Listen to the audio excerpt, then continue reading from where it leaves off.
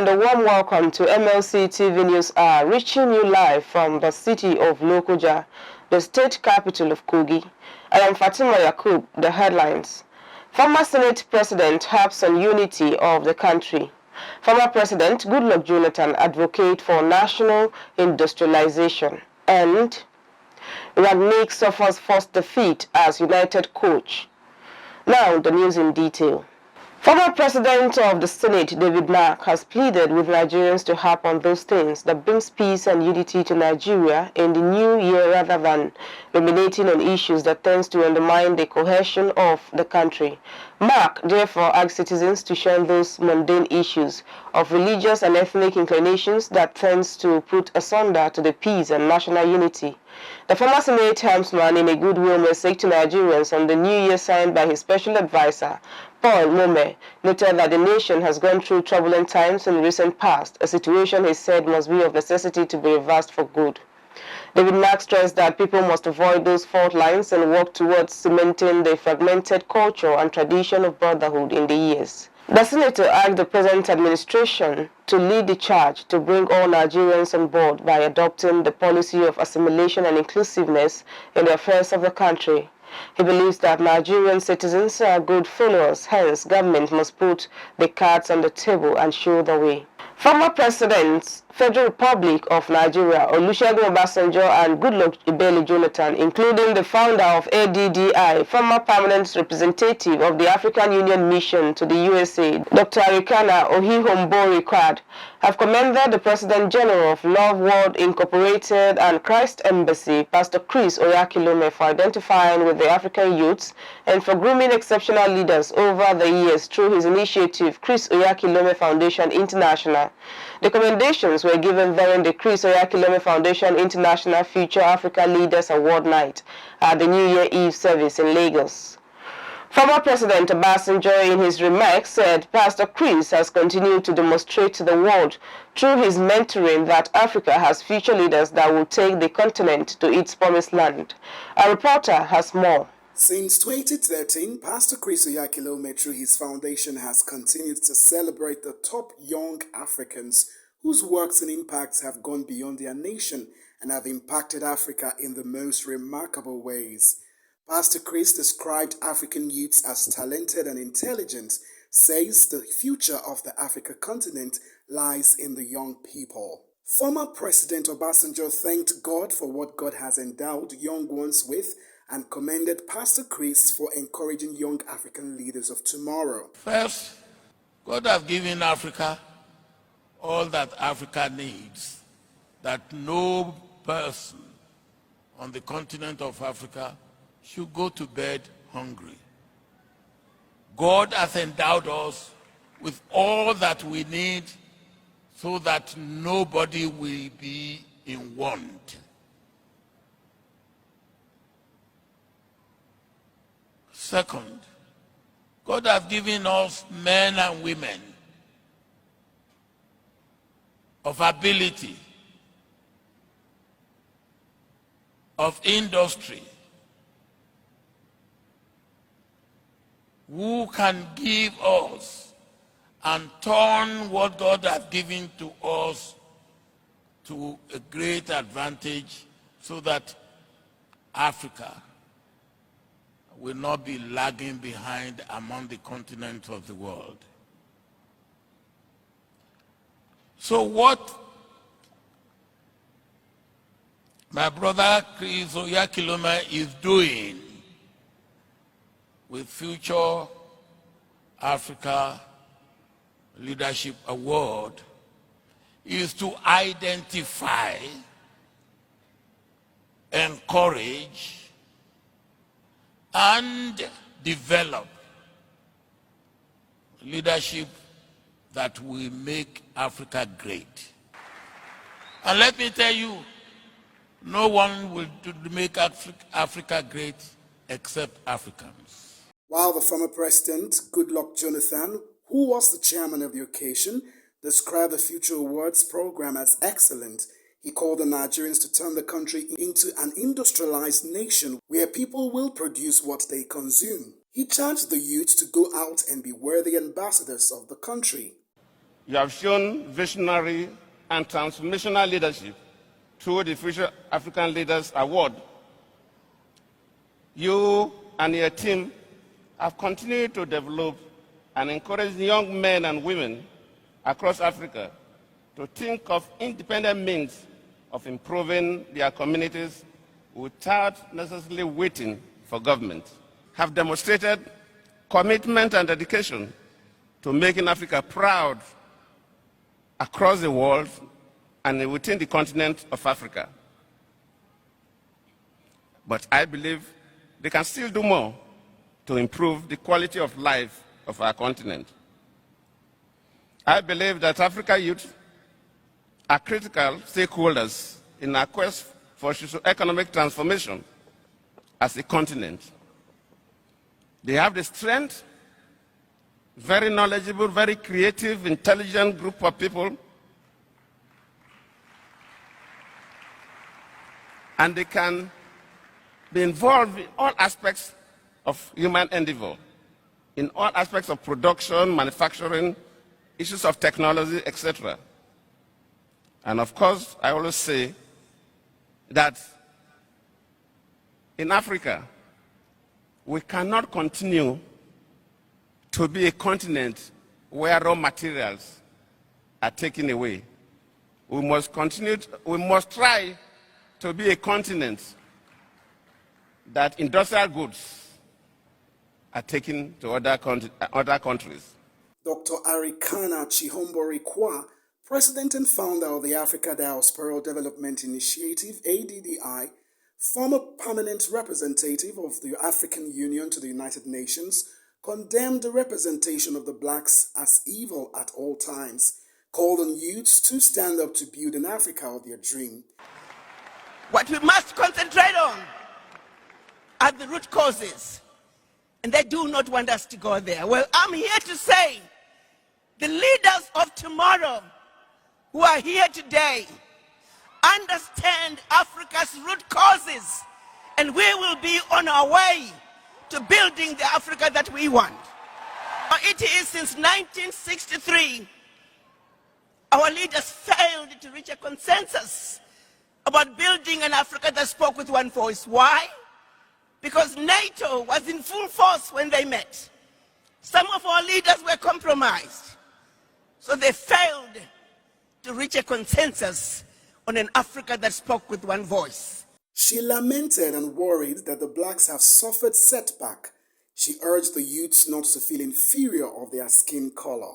10 African youths were selected for their outstanding performances by improving on the living standard of the less privileged in their various endeavors. That means one of these future African leaders will be receiving, in addition to his or her $10,000, a further cash prize of $25,000 US. So tonight, someone will be going away with the sum of $35,000 US in total. They were rewarded with a plaque tied to a sum of $10,000 US and a star prize award of $35,000. 2021 was the 9th edition of the Future Africa's Leaders Awards FALA 2021, an initiative of the Chris Oyakhilome Foundation International. Pastor Chris, after the awards night, prayed for the people as he declared the year 2022 as the year of the gathering cloud. He encouraged the world populace to have faith in God as he made reference to many scriptures in the Bible.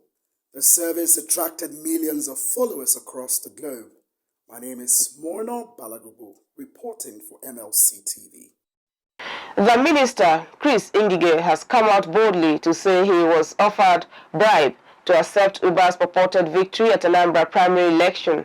He said 13 persons went for the primary election and he told them he doesn't have anointed aspirants.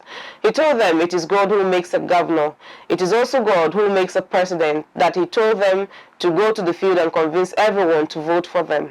Idigene said he told them what was going to happen was direct primaries, either by secret ballot or option A4.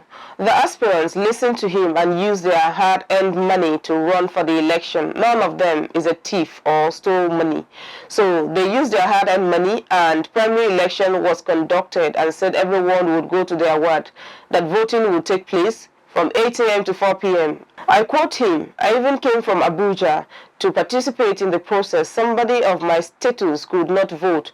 I didn't see any electoral materials here in Ala Ward 1. I am from this place. With no electoral officials or materials except INEC officials. They were the only people who came. Our party officials never came. By 5 p.m., I called Governor Dapo Abiodun and told him nothing happened.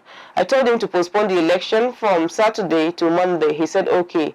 But they ended up announcing the result. At the end, they said I should come and take money and say the election held. I, Chris Idigene, should come and take money and say an election that I never participated in has held."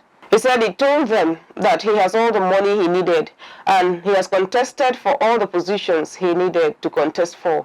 It is only one position that he has not contested for. They are the founding fathers of this party, and these were the same people who stood against them in the early days of APC and called them Boko Haram Party. Ngige said that they are now saying Ngige does not want people to come in and that he is now putting people who are his brothers in position. He said, "Do not listen to them, that they are lying." Following the retirement of the former Chief Judge of the state, Justice Muazu Bindiga, the Governor of Gombe State, Muhammadu Yahya, sworn in the newly appointed Acting Chief Judge, Justice Joseph Awak. Awak hails from Kaltungo local government of the state, began civil service career in the judiciary in 1984 in Old Bauchi, performing the inauguration at the Banquet Hall of Gombe State Government House. The governor explained that Justice Awak was appointed in consideration of his dedication, experience, and principles. He urged the recently appointed acting chief judge to put those qualities into use to take the state judiciary to the next level. He said, with the oath taken constitutionally, it has made him the head of judiciary, the third arm of government in the state. As administrative head, he urged him to dispense justice to all manner of people in the state without discrimination, fear, or favor. The governor assured the members of the judiciary that he would continue to make available all necessary facilities and funding that would enhance efficiency and the speedy administration of justice in the state. The Nigerian Labour Congress (NLC's) Zamfara State chapter said it will embark on strike on January 27th to demand for the full implementation of the new national minimum wage approved by the federal government. This was made known by the state NLC chairman Sani Haliru while speaking to journalists. Haliru said workers in the state would join the strike action approved by the national body of the union because Zamfara State was among the remaining states that were yet to implement the national minimum wage. He said the Zamfara State chapter of the union has concluded arrangement to embark on strike action following the inability of the state government to implement the new wage approved by the federal government several months ago. Haliru maintained that he was part of the NLC's NEC meeting in Abuja, where it was decided that all the states that were yet to implement the new wage would face labor unrest. Meanwhile, the national body of the Nigerian Labour Congress (NLC) said 8 states were yet to implement the new wage. The states, according to NLC, are Zamfara, Benue, Imo, Abia, Cross River, Taraba, and Kogi. The government, through an enabling environment, has provided funding and other ancillary support to ensure its mandate of an up-to-date consensus figure and data in Nigeria is not derailed. In view of the forthcoming general elections in 2023, in 2022, the National Population Commission management said Nasir Issa Kwara will take Nigeria from 15 years down line to competing both with developing countries and developed ones, with a planned conduct of this year's population and housing census across the country. The 2022 budget significantly prioritized the need for a brand new population and housing census before the end of the year that is devoid any encumbrances. The body language of the present administration since the appointment of the new leadership in MPC showed its readiness to take the country towards a generally acceptable census figure that will put to rest the unreliable and unrealistic being bandied over the years. This is along with foreign partners who are readily available to collaborate, synergize, and work hand in hand with new commission with a view to producing an incontrovertible and non-controversial population and housing census result and data across the country this year, 2022. The readiness of government to provide funding and logistics are required by law and ensure a hitch-free exercise was without any administrative bottleneck, census-free exercise. This positive stride is already complemented by the leadership of MPC under Nasir Isakwara, with the first and second pre-test census successfully carried out in the country. As a prelude to real exercise, the success recorded in the two separate pre-test census that led to full accomplishment in 772 local government areas in Nigeria out of 774. As a result of some security concerns in two local government areas was unique in all ramifications. The generally embraced mapping out of enumeration area demarcation EAD exercise earlier carried out in collaboration with foreign partners like UNFPA, UNDP, DFID, UNICEF, Bills and Melinda Gates Foundation, and others, as part of the basic demands and requirements for population and housing census data in Nigeria, was another milestone towards this year's census. The National Agency for Food and Drug Administration and Control, NAFDAC, has dispelled the insinuation that 40% of the registered brands, not actives, of pesticide products used in Nigeria are either banned or restricted for use by the EU, thereby endangering the lives of people, animals, and the environment in Nigeria. The Director General of NAFDAC, Professor Mojisola Adeyeye, in a statement by the resident media consultant Sayo Akintola, said that NAFDAC is ISO 900 2015 Quality Management System certified organization that has put in place procedures to enable the agency to take regulatory decisions to determine whether an active ingredient should be banned or restricted. Adeyeye pointed out that NAFDAC is saddled with the responsibility of ensuring that chemical products produced in Nigeria and those being imported into the country meet prerequisite in country approval as well as international standards. And NAFDAC has a stringent requirement of ensuring that any pesticide to be imported into Nigeria is on the market in the exporting country. The current free sale certificate is authenticated by Nigeria Embassy in the exporting country. Adeyeye further assured Nigerians that adequate quality control tests are carried out by the agency before granting certifications for all products that are either imported or manufactured within the country. Adeyeye explained that products with active ingredients that are accepted by other Codex member countries, including Nigeria, are not allowed in the EU. Matthew Kuka, Catholic Bishop of Sokoto Diocese, says religion is only an issue during elections in Nigeria. He said those who consider the security crisis in Nigeria as a religious issue are misleading the citizens. He said insecurity will not end in the country if citizens continue to deceive one another. Kuka spoke during an interactive session with journalists in Sokoto. He stated that as long as we do not stop deceiving ourselves, Nigeria will not be secured and the future will continue to sustain same injury. It is only in Nigeria that when it comes to election, we start thinking of a Muslim or a Christian president. But when it is stealing, corruption, or sharing, we are all the same. I did not say a Christian should be the president of Nigeria, but what I always argue is that we need a leader to protect the country. We need to believe that the unity of Nigeria is always in our hands and nobody is more important than another. Our country is paramount than anybody. It is no longer time to blame anyone for security challenges, but a time for all of us to join hands together in addressing our collective situation. He urged Nigerians to embrace peace, pray, and continue to support the government in the fight against insecurity. The National Coordinator, New Nigeria Movement, NNM, Mohammed Ibrahim Aja, has attributed the nation's woes on the failure of youths to act with commitment and courage when the need arises, saying their failure to get involved in the management of the affairs of the country has led to the resurgence of insecurity, kidnapping, banditry, terrorism, secessionist, agitation, ritual killing, cybercrime, among others. Aja, a security expert and 2019 gubernatorial aspirant in Kwara State, who stated this in the NNM New Year message, however, noted that there was no excuse for Nigeria to perform so abysmally, urging the youths to admit their culpability in the challenges that are currently threatening the fabric of the nation. Aja, who is a frontline advocate of generational change in leadership, added that the collective nonchalance of young people over the years would make it herculean for most critical segments of the population to produce the nation's president come 2023.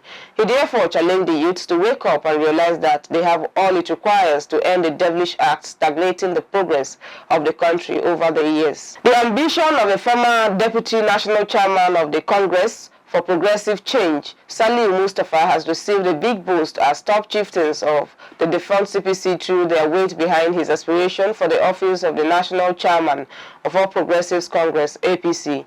It will be recalled that the CPC was one of the legacy parties that fused to become the APC. The party was formed by General Muhammadu Buhari and was led by late Prince Tony Momo and Saliu Mustafa as chairman and deputy respectively. Other legacy parties that made up the mega include the Action Congress of Nigeria, the All Nigerian People's Party, and the section of Abuja led by Sokoto rising from its annual get-together in Ilorin, the Kwara State capital.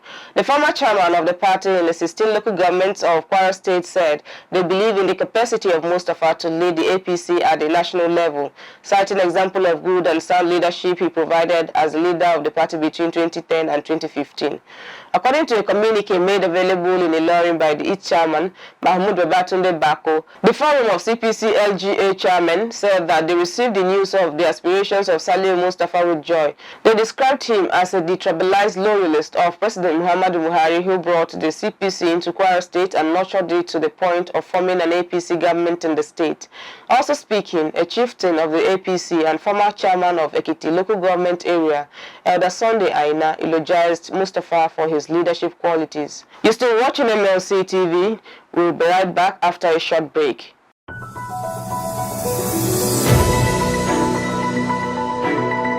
Mlc TV Online is here.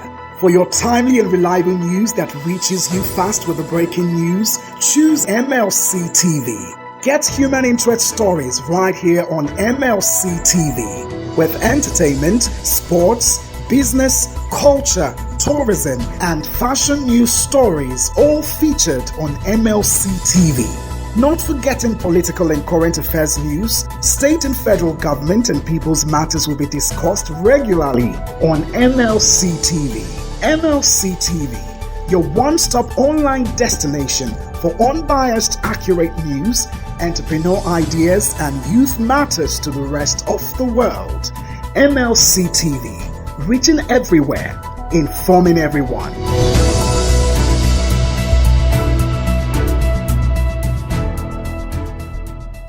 Welcome back. The newly appointed clerk of Kogi State House of Assembly, Sule Ahmed Jogudo, has solicited the support of staff of Assembly in carrying out his new assignment. He made the call during his official taking over as clerk at the Assembly complex in Lokoja. Jogudo also promised to put in his best in executing duties of his office, assured-staff that he would run an open-door policy in moving the Assembly forward. He appreciated Governor Yaya Bello and the Speaker, Matthew Kolawole, for finding him worthy of the position and the Assembly Service Commission for recommending him. In a remark, the outgoing clerk, Ibrahim Isa Amoka, appreciated God for giving him the strength to serve as clerk of the Assembly in good health in the last 2 years. While stressing that the position of clerk was for service, asked staff of the Assembly to give the new clerk the cooperation he enjoyed from them. Tragedy struck in Abia State as firecracker allegedly thrown by youths ushering in the new year ignited a fire in a story building, killing a woman and her 22-year-old son. The firecracker was said to have landed in stored kerosene inside the building,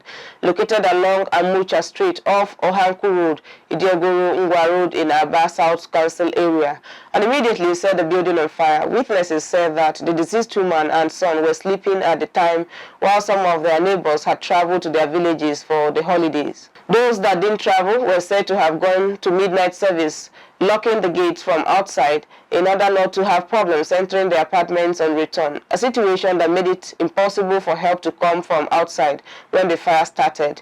The woman's son was said to have escaped, but later returned to assist his mother, when unfortunately both of them got consumed by the inferno that razed the entire building and properties of the landlord and all his tenants. A source in the area told journalists that the remains of the deceased had been deposited in a private mortuary in the town, while the police had been alerted.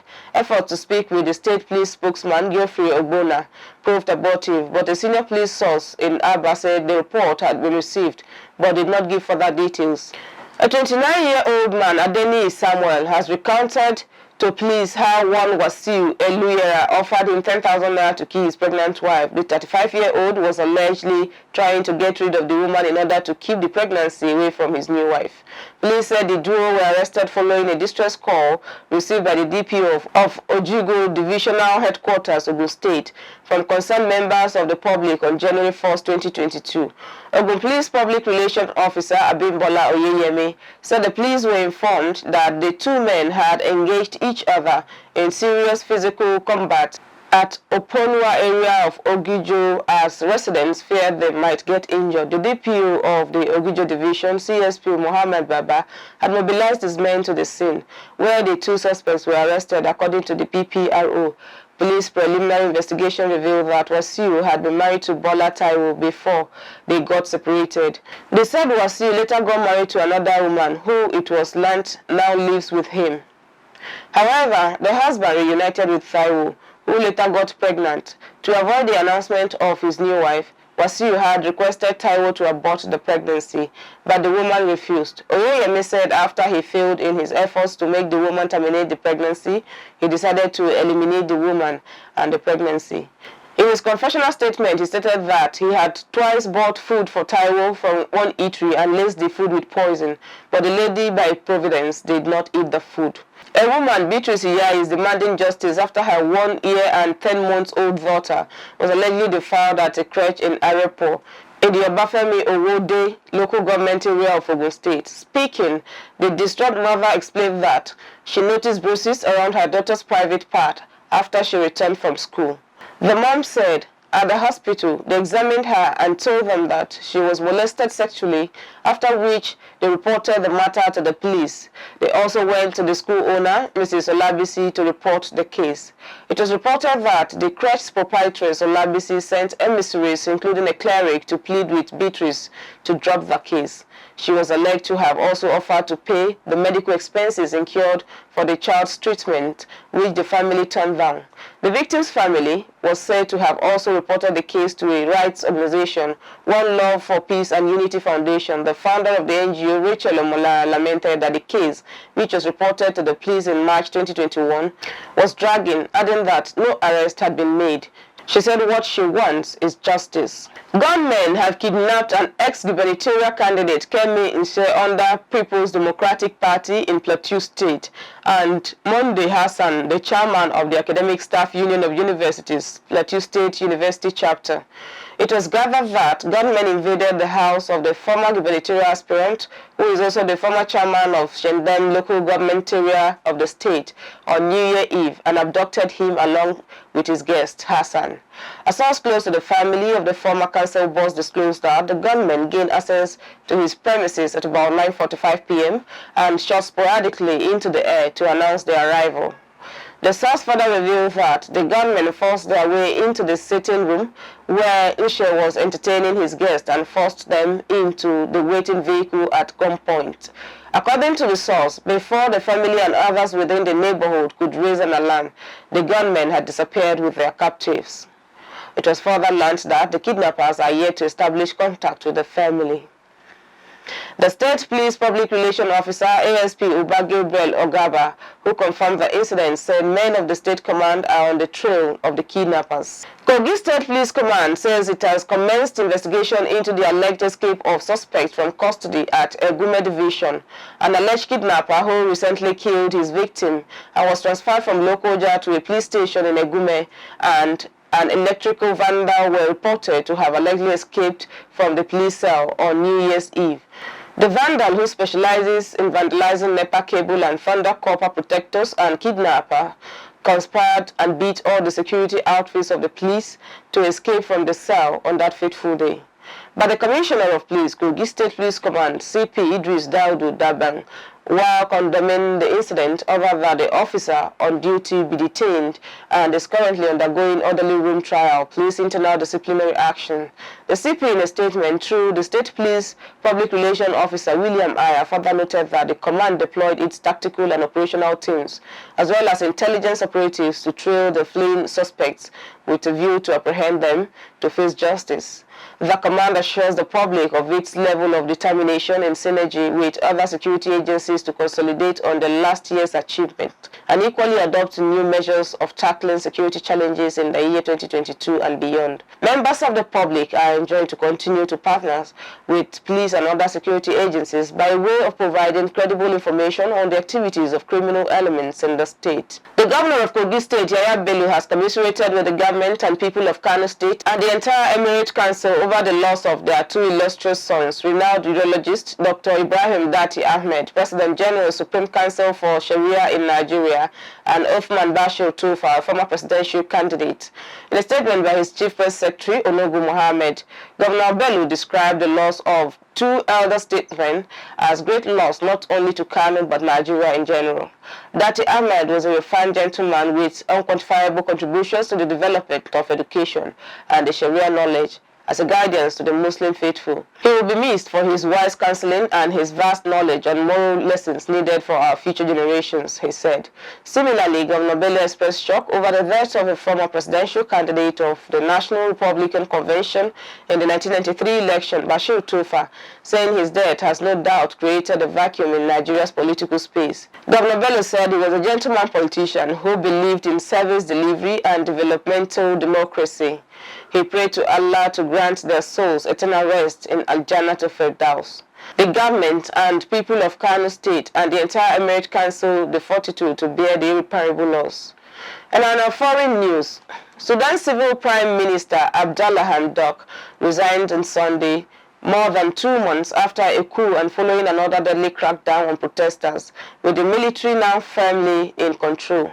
Sudan had been undergoing a fragile journey towards civilian rule since the 2019 ouster of autocrat Omar al-Bashir, but was plunged into turmoil when military leader General Abdel Fattah al-Burhan launched his coup on October 25th and detained Hamdok. Hamdok was reinstated on November 21st under a deal promising election for mid-2023, but local media had recently reported he had been absent from his office for days, with rumors swirling over his possible resignation. Sudan is crossing a dangerous turning point that threatens its whole survival, he said. Hamdok was the civilian face of the country's fragile transition, while Burhan has been country's de facto leader following Bashir's ouster. Hamdok cited the fragmentation of the political forces and conflicts between the military and the civilian components of transition, and said that despite everything that had been done to reach a consensus, it has not happened. Mass protests against the coup have continued even after Hamdok was reinstated, as demonstrators have distrusted veteran General Burhan and his promise to guide the country toward full democracy. Protesters have also charged that the deal to reinstate Hamdok simply aimed to give a cloak of legitimacy to the generals, whom they accuse of trying to continue the regime built by Bashir. Brazilian President Jair Bolsonaro has been rushed to hospital with a probable intestinal blockage on early Monday. Sharing his photo on Twitter, Bolsonaro, who was on vacation in the southern state of Santa Catarina, said he started to feel sick after lunch on Sunday. He said further tests will be conducted for a potential surgery on an internal obstruction in the abdominal region. Earlier, the government announced that the president was taken to the Vila Nova Star Hospital in São Paulo.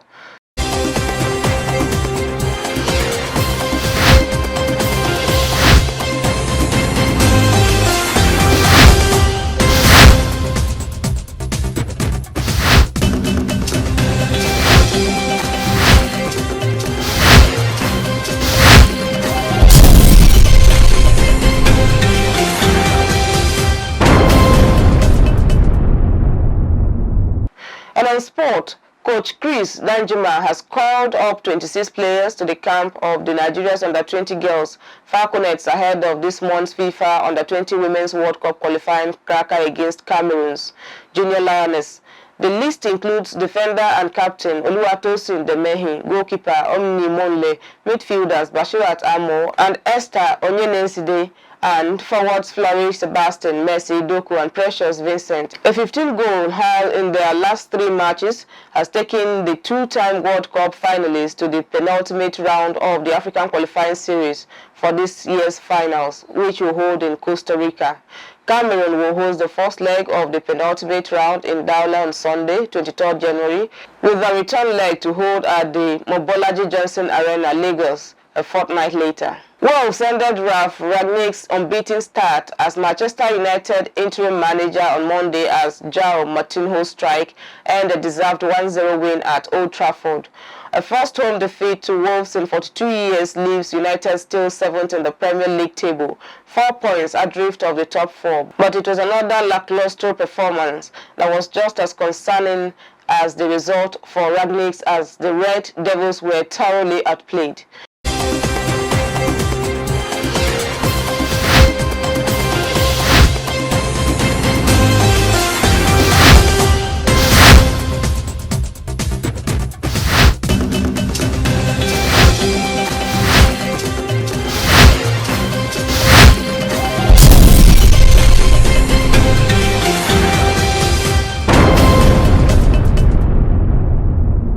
Let's join Matthias Ayodeji on entertainment.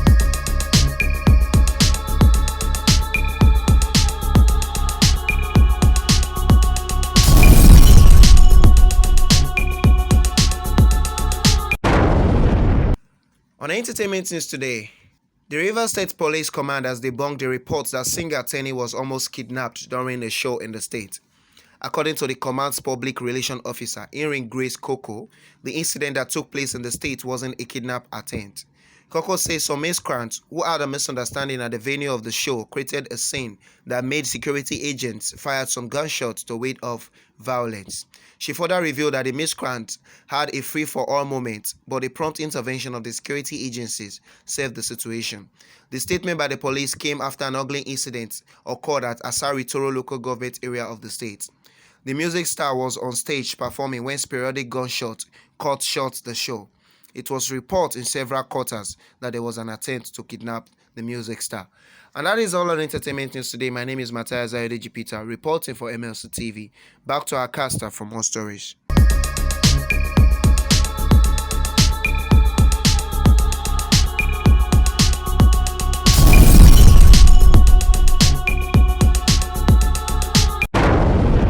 Thank you, Matthias, for the update.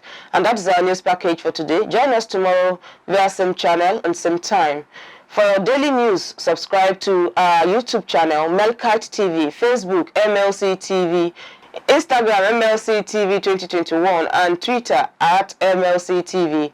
For your advert placement and sponsorship, please call any of the numbers displayed on your screen. I am Fatima Yakub. Thanks for staying with us.